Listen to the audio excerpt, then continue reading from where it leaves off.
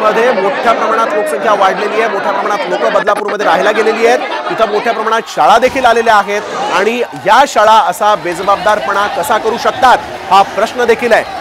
पालक वर्गाचं कंबरडा मोडलं जातं या शाळांच्या फीस भरून आणि याच शाळांमध्ये जर कधी मुलींवर, चिमुरड्या मुलींवर, कवळ्या मुलींवर अशा पद्धतीचे अत्याचार होत असतील। कालच रक्षाबंधन झालेलं आहे आणि याच राखीचा जाब विचारण्यासाठी हे सगळे लोक आज बदलापूरमध्ये उपस्थित आहेत। या प्रत्येक पुरुषाच्या हातावर राखी असेल आणि त्याच राखीचा जाब विचारण्यासाठी हे लोक आज प्रशासनाच्या विरोधात इथं निदर्शनं करतायत, ठिय्या आंदोलन देत आहेत आणि पोलिसांनी ज्यावेळेस या ठिकाणी लाठीचार्जची तयारी केली होती त्यावेळेस मात्र मग हा राग अनावर झाला आणि या प्रत्येक आंदोलकांना हातात दगड घेतला आणि पोलिसांना इथून दूर करण्याचा प्रयत्न केलाय। संतप्त आहेत आंदोलक आणि महाराष्ट्राचं राजकीय वातावरण असो, सामाजिक वातावरण असो, ते कशा पद्धतीनं त्याचा दर्जा घसरलेला आहे तेच दाखवलेलं आहे। कारण सामाजिक सुरक्षा मुलींना बिलकुल नाही आहे असं म्हटलं तर चुकीचं ठरणार नाही।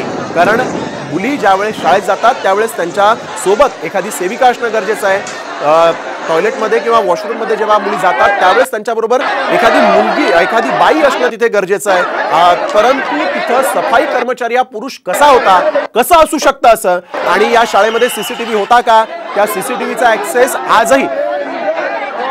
आजही त्या सीसीटीव्हीचा ऍक्सेस जो आहे तो पालकांकडे होता का, सीसीटीव्ही बंद होते का, असे एक ना अनेक प्रश्न आहेत। काय काय सामना सवाल उपस्थित केलेत ते यावेळेस आपण बघूयात। सामना देखील या सगळ्या प्रसंगावर सवाल उपस्थित केलेत। तक्रार करूनही शाळेनं कारवाई का केली नाही, आसाम टीव्हीचा पहिला सवाल।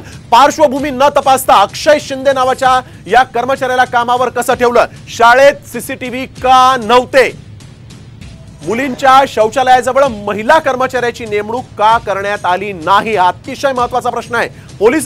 पोलिसांनी गुन्हा नोंदवण्यास उशीर का केला, सगळी जबाबदारी खरं तर अशा काही घटना घडल्या तर पोलीस घेत असतात, परंतु पोलिसांनी गुन्हा नोंदवण्यासाठी उशीर का केला असा एक साम टीव्हीचा हा सवाल आहे।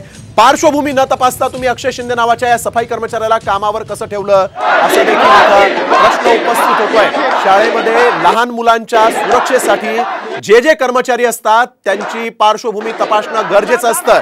देशातून एखादा व्यक्ती बाहेर जातो तर त्याचं पोलीस व्हेरिफिकेशन होतं, परंतु जर कधी शाळेत एखादी व्यक्ती येत असेल तर त्या शाळेमध्ये येणाऱ्या व्यक्तीचं पोलीस व्हेरिफिकेशन होतं का, त्याची पार्श्वभूमी काय तपासली जाते का, हा व्यक्ती कुठे होता, हा राहत कुठे होता, हा व्यक्तीची काही गुन्हेगारी पार्श्वभूमी आहे का ही तपासली गेली आहे का, याचं व्हेरिफिकेशन झालेलं आहे का, ज्या संस्थेला खरं तर याचं कंत्राट दिलं होतं त्या संस्थेकडे परवाने आहेत का, त्यांनी याचं व्हेरिफिकेशन केलं होतं का, हे एक ना अनेक प्रश्न आज इथं उपस्थित झालेले आहेत। ही गर्दी हे प्रश्न विचारते आणि या गर्दीचा आवाज साम टीव्हीच्या माध्यमातून आम्ही प्रशासनापर्यंत पोहोचवण्याचा प्रयत्न करतोय।